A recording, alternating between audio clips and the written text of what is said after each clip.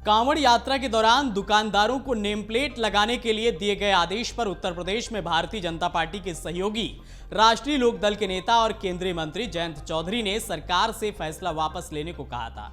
इसके बाद से ही सपा ये दावा कर रही थी कि जयंत एक बार फिर सपा के साथ आ सकते हैं।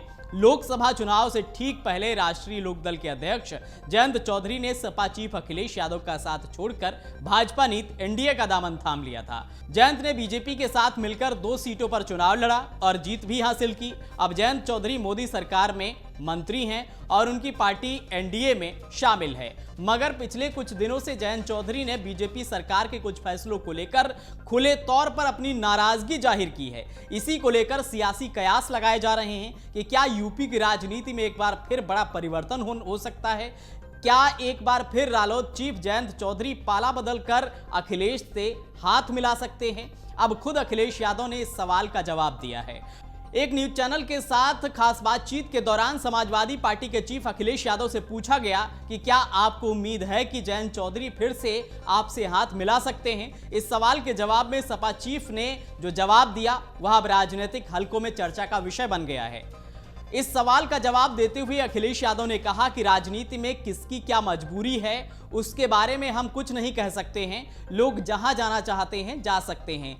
उन्होंने कहा कि हमारे पास देने के लिए क्या है, हमारे पास ना बजट है और ना ही मंत्री पद है। हम क्या दे सकते हैं, लोग वही जाते हैं जहां कुछ लाभ होता है। हमारे पास अभी कोई लाभ नहीं है। आपको बता दें कि कांवड़ यात्रा के दौरान दुकान मालिकों और कर्मचारियों के नाम लिखवाने का आदेश योगी सरकार ने दिया था। इसको लेकर भारी विवाद हुआ था। योगी सरकार के इस फैसले के खिलाफ रालोद चीफ जयंत चौधरी ने भी अपना बयान दिया था। उन्होंने साफ कहा था कि यह फैसला बीजेपी ने ज्यादा सोच समझकर नहीं लिया है, बस ले लिया गया है, इसलिए सरकार इस पर टिकी हुई है। जयंत ने कहा था कि अभी भी समय है कि सरकार को यह फैसला वापस ले लेना चाहिए। इसी के बाद से कयास लगाए जा रहे थे कि क्या जयंत और बीजेपी में सब ठीक है। वैसे जहां तक जयंत चौधरी की बात है, लोकसभा चुनाव से पहले आरएलडी का गठबंधन सपा के साथ था और जयंत चौधरी विपक्षी इंडिया गठबंधन का हिस्सा थे। लेकिन लोकसभा चुनाव से ऐन पहले एनडीए सरकार ने चौधरी चरण सिंह को जब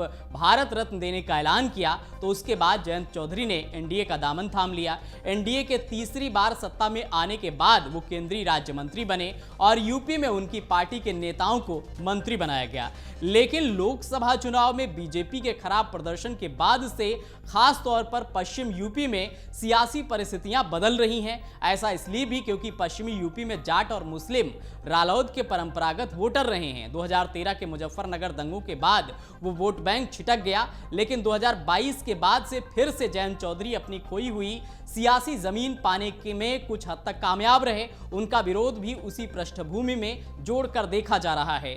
इस तरह बीजेपी के अंदर खाने और सहयोगी दलों की तरफ से उठ रहे सवालों के बीच हैरानी की बात यह है कि सीएम योगी आदित्यनाथ ने कोई टिप्पणी नहीं की है और वो चुपचाप सरकार के कामकाज में जुटे हुए हैं। जानकार इससे भी ज्यादा इस बात को लेकर आश्चर्य जता रहे हैं कि बीजेपी के अंदर खाने से बढ़ते विरोध के बावजूद संगठन की तरफ से कहीं सख्ती दिखाने वाली बात नजर नहीं आ रही है। इन सबको देखते हुए विश्लेषकों का कहना है कि बहुत संभव है कि बीजेपी 10 सीटों पर होने वाले उपचुनावों तक संभवतया चुप्पी साधे रहेगी और पार्टी के भीतर और सहयोगियों की तरफ से उठते सवालों के जवाब उपचुनाव के नतीजों के बाद दिए जा सकते हैं।